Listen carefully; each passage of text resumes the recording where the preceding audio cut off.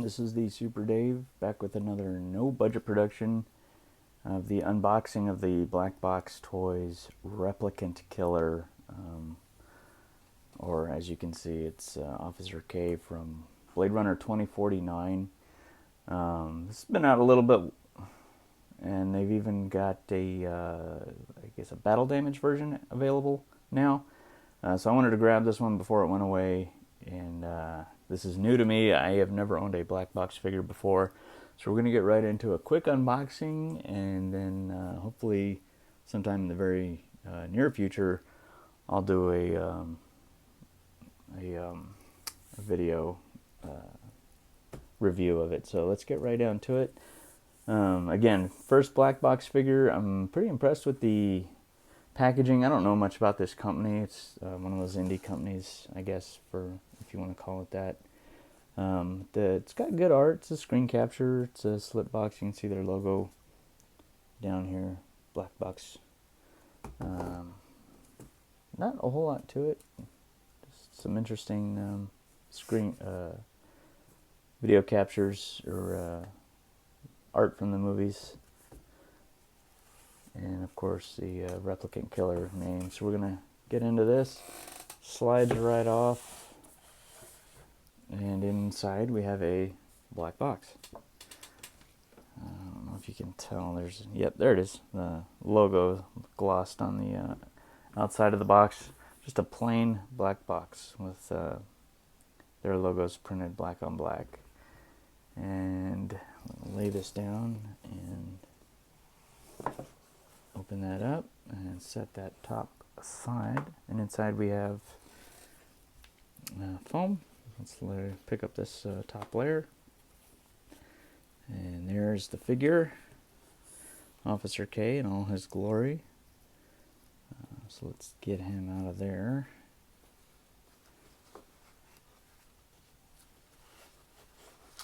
There's a little silica gel pack.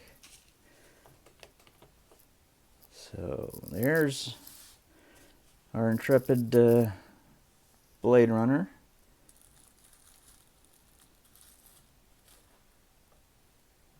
And I'll get some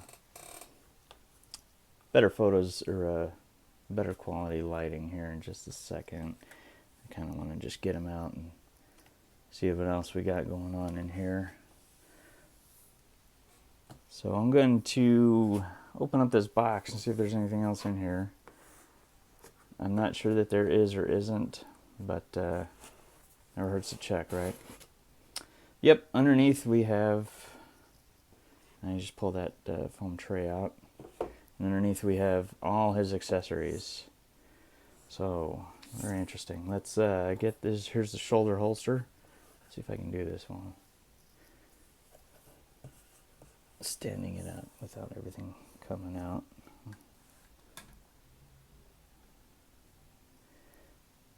So we'll start with the shoulder holster here right in the middle. Be careful not to tear it. And I don't know how well you can see that, but there's where you'd place the weapon and how it would fit over his shoulders. That's elastic, so that'll be nice, help keep it secure.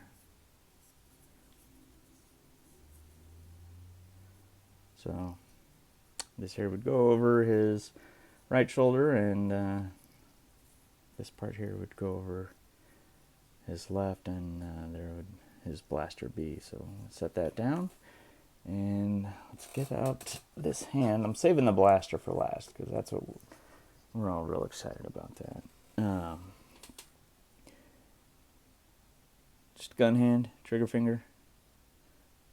Not too impressed just on initial observations with the, I guess the paint's okay. It's not terrible. It just seems a little sloppy. Hasty, I should say. So there's that trigger hand. Suspenders that we see him wearing. I'm going to be, again, careful. I don't want to tear or separate any of the fabric, which you just never know So here we are. Here's suspenders. And it looks like they have a little hook that they'll latch on to something on his pants, both ends. And they're the same stretchy material like as was used with the shoulder holster. So there's that. And last but not least, let's get the blaster out.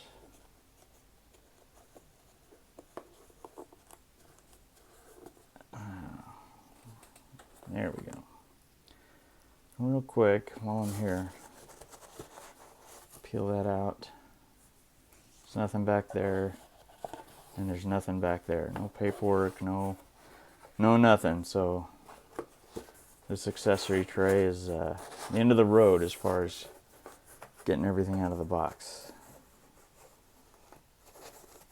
So we're going to put that, actually, real quick, I'm just going to go ahead and throw everything back in here.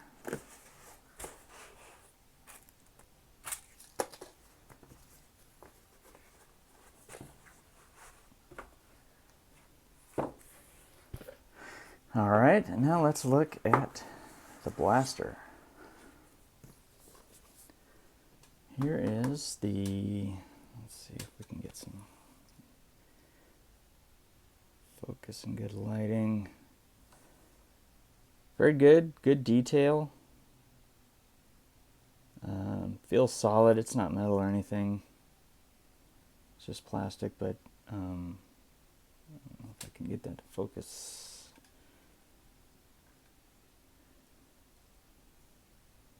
It's pretty intricately detailed on the barrel shroud, and looks really good. Now I'm not as familiar with a little dot of red paint there. It's a nice touch. It's the only color I see on this whole thing. I'm not as familiar with the this blaster as I am with the PKD from the original Blade Runner movie. So as far as screen accuracy or prop accuracy, I can't really speak on it, but it's close enough for me. I'm a huge Blade Runner fan, and I did love Blade Runner 2049, and on that note, it is good enough for me. Let's look at K real quick.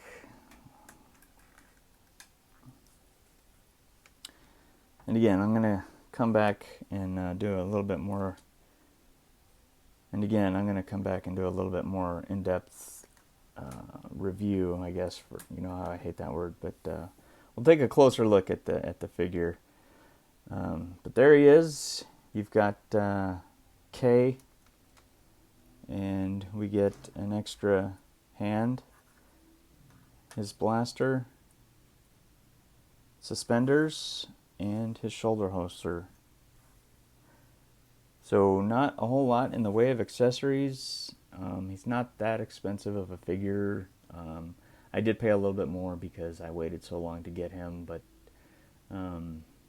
he is still out there for pretty reasonable prices. I've seen him around. I just went with a seller that could get him to me in the time I needed to get him before I went out of town. But as far as the battle damage version, I don't know about that. I generally tend to like a more, I don't know, universal look. The battle damage stuff is pretty specific. Kind of limits you with what you can do, much like expressive head sculpts, which sometimes they work, sometimes they don't. But I wanted to get the plain Jane regular version of K. And there he is, and I appreciate you watching. Come back again, and we'll put him together and talk about him, see what's going on underneath all this stuff. Till then.